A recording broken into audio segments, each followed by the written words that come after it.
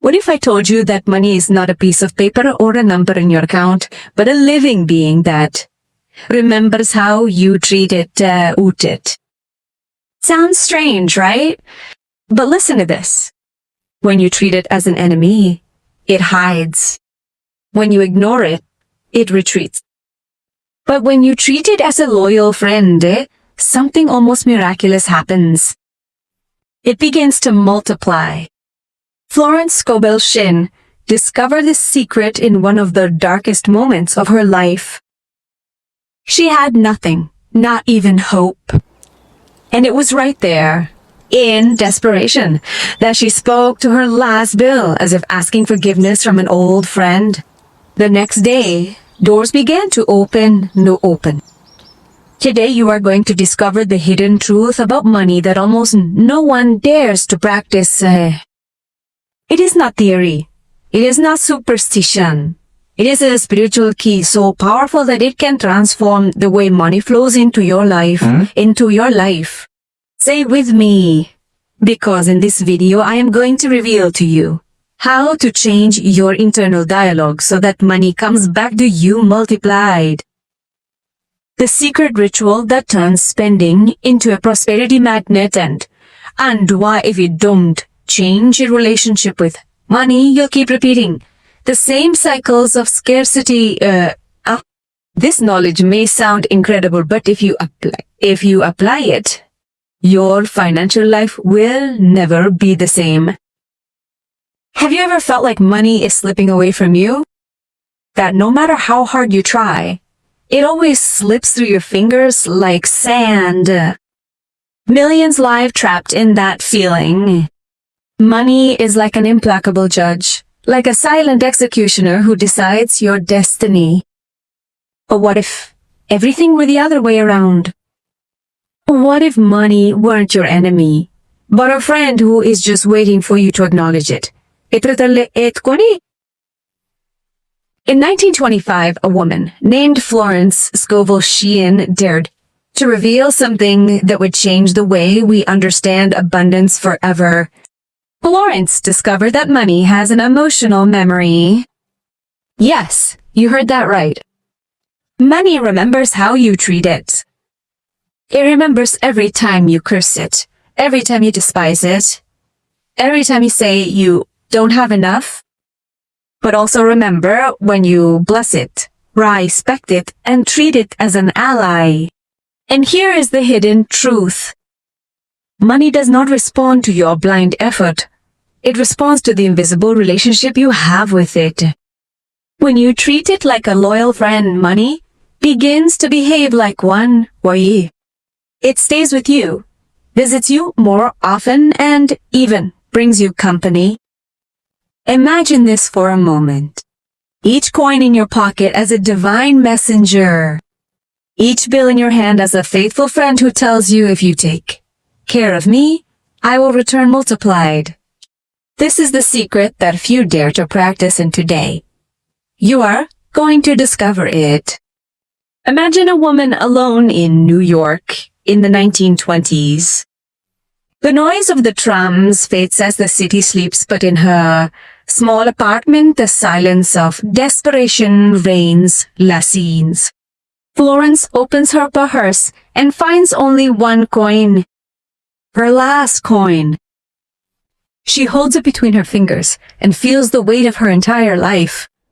A broken marriage, financial ruin, the feeling of being forgotten by fate. At that moment, he could have cursed his fate, he could have thrown the coin in anger. But he did something that would change not only his story, but that of thousands of people. She brought the coin to her heart, looked at it as if it were a living being, and whispered, I'm sorry for having spurned you so many times. I honor you. I welcome you as my friend. And I know that you will return multiplied. That prayer was not a mechanical affirmation, it was a sincere dialogue with the invisible. It was the moment when money ceased to be a piece of metal and became a spiritual ally. And the incredible thing happened. The next day, unexpectedly, 3 job opportunities knocked on her door. It was as if that little coin had run to find reinforcements so as not to leave her alone. That night, an eternal principle was born. When you speak to money as a friend, money responds to you as a friend. Florence discovered something that seems too simple to be real, but it works. Money does not respond to desperate effort or the obsession of running after it. It responds to the intimate dialogue that you establish each day. She taught, take money in your hands. Do not look at it as paper. Look at it as a friend who has come to visit you.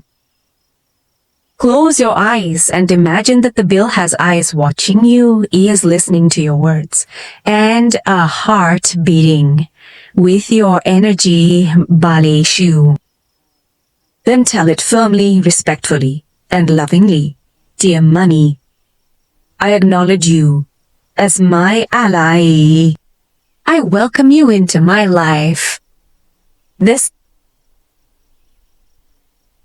is not about repeating an empty mantra. It is about feeling that you are in front of a living consciousness, because in a certain way you are is. And here is the most surprising thing. After speaking to it, be silent. Listen. Money always responds, but not with words, but with sudden ideas, intuitions, unexpected opportunities, serendipitous. A project that emerges, a person who calls you, a door that seemed closed and opens. Each conversation with money is like sowing a seed in fertile soil, Mita. You do not see the sprout immediately, but life is already working beneath the surface. The question is, how many seeds have you sown with love and how many with fear? Most people feel pain when they pay. They look at the bill, hand over the money, and silently think, I'm down again. That thought, that emotion of loss, is what causes money to drift away. Florence taught something revolutionary. Money loves to flow. When you hold on to it in fear, it stagnates like stagnant water. When you let it go in gratitude, it returns like a flooded river. So every time you spend, change the emotion. Don't hand it over with resentment. Send it away like a dear friend who's leaving on a journey but promises to return with company. Apathy. As you pay, say calmly in your mind, dear money, I release you with love.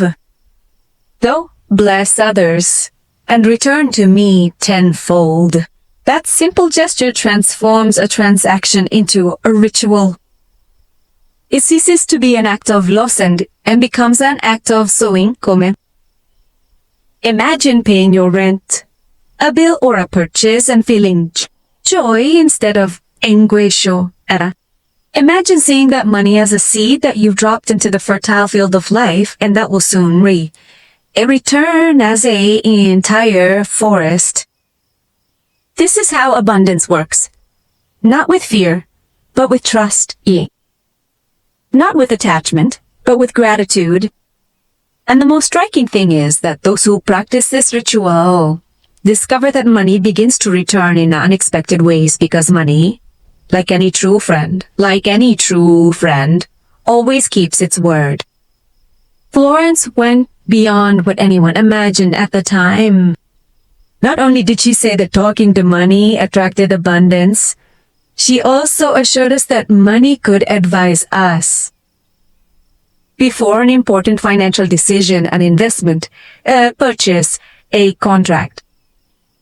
She taught us to stop for a moment, take money in our hands and ask, silently, box, dear money, what is the decision that will bring me the greatest abundance? Then wait, not with anxiety, but calmly, as if consulting a wise teacher. The answers come in surprising ways. An idea that appears in the middle of the night, a hunch that is impossible to ignore, an unexpected sign that confirms the path. One of her students, confused about where to invest her savings, did this practice. Her intuition was clear. Supporting a business that seemed risky. Everyone told her she was crazy, but 6 months later, her investment had multiplied 50 times. Coincidence? It wasn't money acting as a loyal partner, showing you a path that logic would never have considered. When you start listening to money, you discover that it's not just a medium of exchange, it's a spiritual teacher that trains you in trust, gratitude, and faith. And faith, it's a mirror that reflects how you value yourself. Money speaks to you, but you listen to it. Nothing is more convincing than life itself. Florence used to say, when you change your relationship with money, money changes its relationship with you. And she proved it time and time again through those who dared to practice her teaching. Margaret, the widow with a penny, arrived at Florence's studios with a lost look in her eyes. Boo. She had cursed money for years, blaming it for all her misfortunes. When they taught her to talk to it as if it were a friend, at first she felt ridiculous, but she persisted. 10 days later, she received an unexpected letter. An inheritance from a distant relative. The money returned, not only in quantity, but with a message. I am no longer your enemy. In 3 months, that inheritance had multiplied tenfold thanks to intuitive decisions she would never have made before. Sarah, the artist who rejected abundance for herself, being poor, was being spiritual. She believed that money was dirty, incompatible with art and with God. But one day she understood that despising money was like despising life itself. She asked for forgiveness, in tears, for having rejected it for years. In 6 weeks, her paintings began to sell like never before. And most importantly, she discovered that she could be deeply spiritual and at the same time prosperously abundant. And Carlos, the entrepreneur on the brink of failure. This case came much later, is inspired by Florence's writings. Carlos changed his internal dialogue. Instead of repeating, I am broke, he began each morning by saying, Dear money, you are my ally. And show me how to serve you so that you may flourish in my life. In less than a month, a partner appeared who helped him save his company.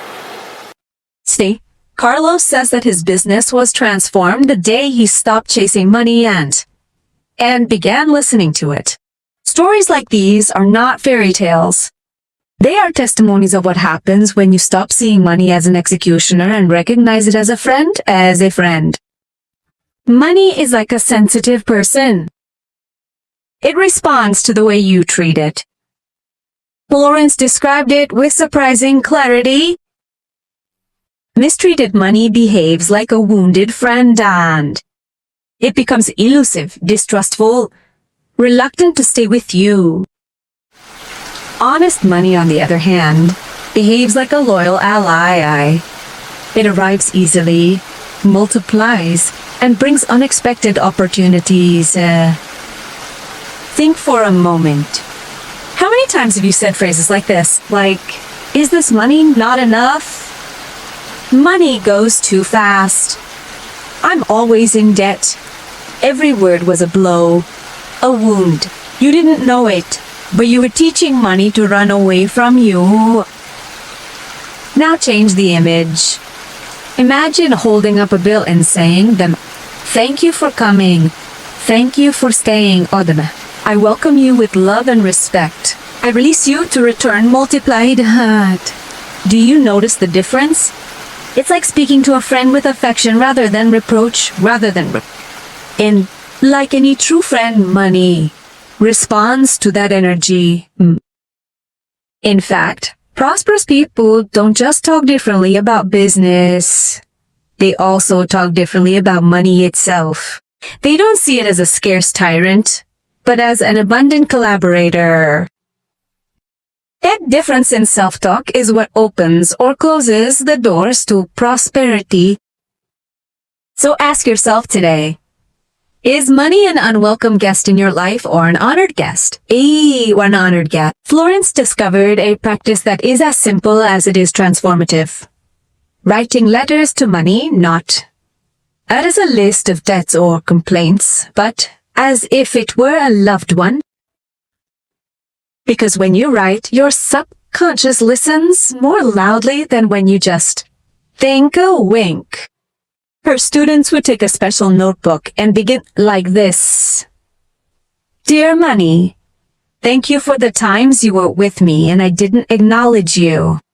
I ask for your forgiveness for having cursed, ignored, or despised you. Today I want to make peace with you.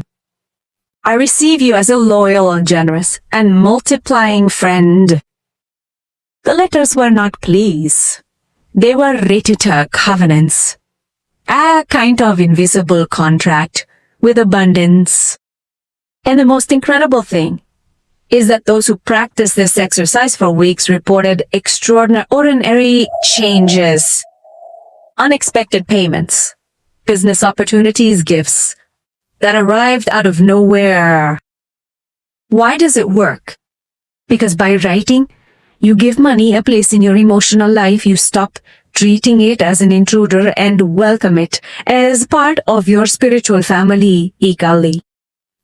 Imagine opening your notebook every morning, writing a short letter to money and closing your eyes for a few seconds to feel its presence. So, in 90 days, your mind will no longer see it as a stranger, but as a close friend, And when money feels at home, it always finds its way back.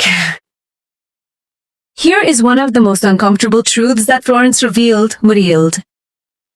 Money reflects exactly how much you value yourself.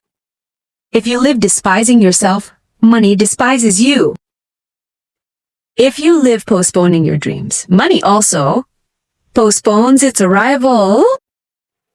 But when you honor yourself, money responds with the same reverence, with the chakra. Money doesn't just measure your effort, it measures your vibrational self-esteem. Because each bill and each coin acts like a mirror. If you repeat to yourself, I am not enough, money seems to confirm there is not enough for you. If you say to yourself, I am worthy of abundance, money reflects, here I am, multiplied. Florence said that many discovered their deepest wound the moment they held money and could not declare themselves worthy of it. The lump in the throat, the discomfort in the chest, the shame, all of that revealed self-esteem blocks that had nothing to do with the finances but with the soul. That is why each conversation with money is not just a financial act, it is a therapy. Of dignity is a dignity. It is looking at yourself in the mirror and daring to say, I am valuable, I am abundance, I am worthy of receiving the best. When self-esteem flourishes, money no longer feels rejected or suspicious. It approaches with confidence and remains. So the next time you hold a bill in your hands, don't see it as a mere resource, see it as a mirror. A mirror. Does it reflect fear or does it reflect dignity?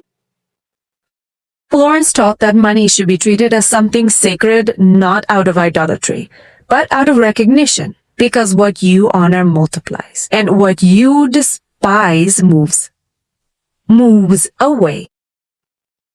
Thus was born a practice that has transformed the lives of hundreds of people, the altar of abundance. You don't need a temple or great wealth, just a small space in your home dedicated to honoring the energy of money. A clean place with a candle, a couple of bills, some coins and symbols of prosperity that inspire you. Every day, for a few minutes, sit in front of this altar. Light the candle and place the money carefully as if you were placing flowers in the hands of a friend or dear. Then say quietly, I recognize you as divine energy circulating in my life. Flow freely, multiply, and bless every corner of my existence.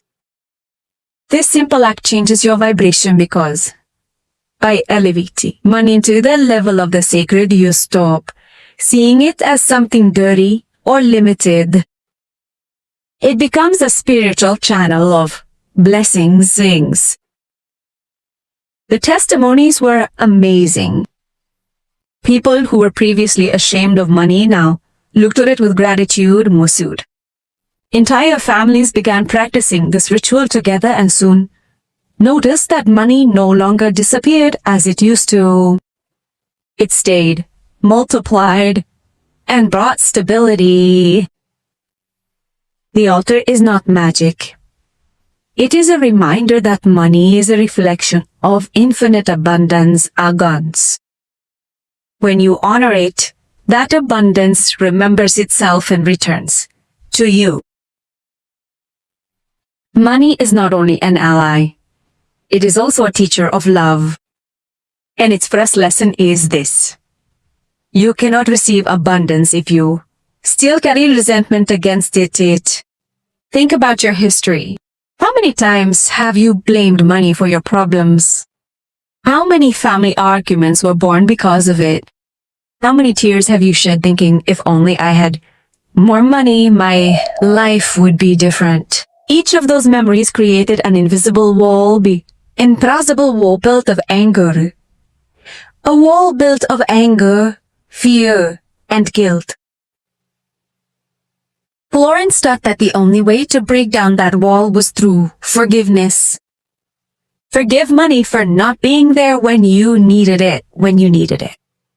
Forgive your parents for the phrases of lack you inherited. Forgive yourself for past financial mistakes.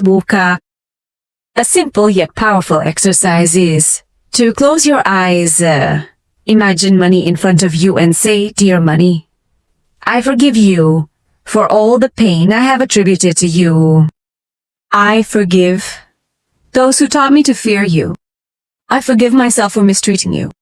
Today I choose to reconcile with you and begin anew. That moment of reconciliation shifts the energy. Money ceases to be an enemy and becomes a clear mirror in which you can see your true abundance reflected. Florence summed it up like this: what you deny, denies you. What you affirm, affirms you. Forgiving money is, at its core, forgiving yourself for having believed in scarcity. And that is the key that opens the door to a new financial cycle. Money not only holds your personal memory, it also carries with it the memory of your lineage. Think about this. Your grandparents, your parents, your ancestors all had a relationship with money. Some despised it, others feared it, others squandered it. Those emotions did not remain in the past. It traveled through your blood, filtered into phrases, silences, habits, and today, often without knowing it, you repeat the same chains of scarcity that they dragged along. Florence taught that money has a collective memory inherited from generation to generation, and that if you do not heal it, you will remain trapped in a cycle that did not begin with you, but that can end with you. How to do it? With an act of ancestral reconciliation. Take a bill in your hands, close your eyes, and imagine your parents, grandparents, and great-grandparents in front of you. Tell them silently, I honor them for having survived difficult times. I free them from guilt and fear of money. I break with all inherited patterns of scarcity and declare that from today on only abundance will flow through my family. It is a powerful moment, as if the weight of entire generations has been lifted from your shoulders, and money, freed from older curses, begins to flow with new freshness your way. Imagine that each coin that enters your life is loaded with blessings not only for you, but also for those who came before you and those who will come after you. That is the true power of healing the lineage of becoming the point where scarcity ends and abundance begins, and Atraer ends. The most common mistake is to think that money is only useful for survival, paying bills, meeting needs, buying things, borrowing things. But Florence revealed a deeper truth. Money multiplies when it is put at the service of the soul's purpose. When you use money only from fear, its flow is cut off. But when you align it with what you truly love and with what you came to contribute to the world, it becomes an unstoppable river. Imagine money as water. If you try to keep it in a closed jar, it soon stagnates. But if you channel it to give life to a garden, the water always flows fresh and abundant. So it is with abundance. The artist who invests in his art sees his works multiply. The teacher who allocates resources to teaching expands his influence and receives more. The entrepreneur who uses his wealth to serve finds that opportunities seek him out effortlessly and effortlessly. Money loves purpose. It is like a friend who wants to accompany you in your biggest dreams, not your smallest fears. Florence told how one of her students, who was hesitant to open a business for fear of losing everything, decided to listen to money as a guide. She asked it, "What do you want me to do with you?" Her intuition was clear. Use me to serve. With faith, she opened her business, and against all odds, it flourished. The lesson is clear. Money does not remain where there is no purpose. It multiplies in the hands of those who make it a channel to express their gift. So ask yourself, are you using your money to survive or to fulfill the divine design for your life? Florence used to repeat a powerful phrase, do not force your small plans. Allows divine design to reveal itself. The mistake many make is not a lack of effort, but stubbornness.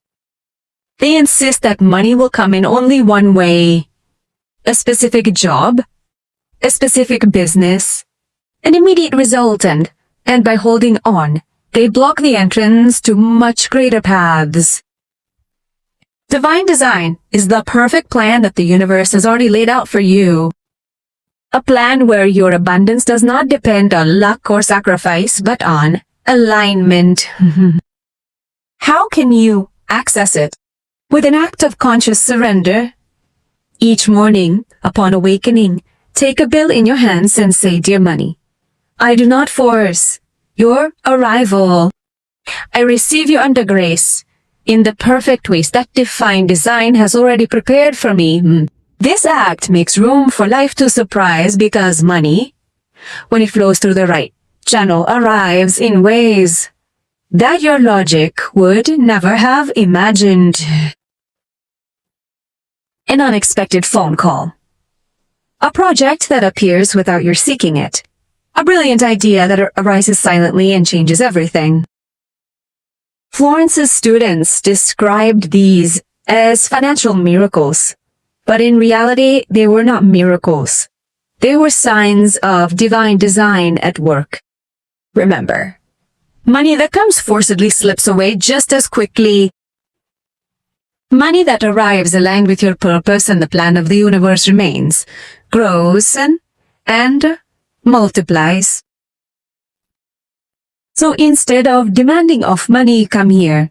Tell it with confidence. Come as you wish, for I know that your path will always be perfect.